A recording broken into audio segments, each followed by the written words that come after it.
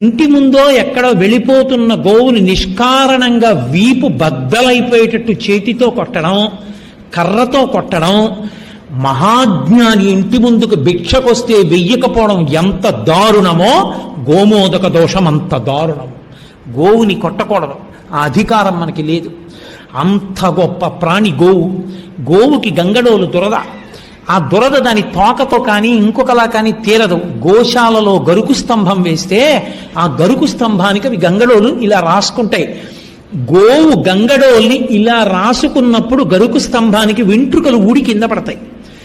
ఎన్ని వెంట్రుకలు ఊడి కింద పడ్డాయో అన్ని వందల సంవత్సరముల నివాసానికి వెంటనే నరకంలో ఉన్నటువంటి పితృదేవతల్ని స్వర్గంలోకి తీసుకెళ్ళిపోతారు ఒకసారి ఆవు రుద్దుకుంటే.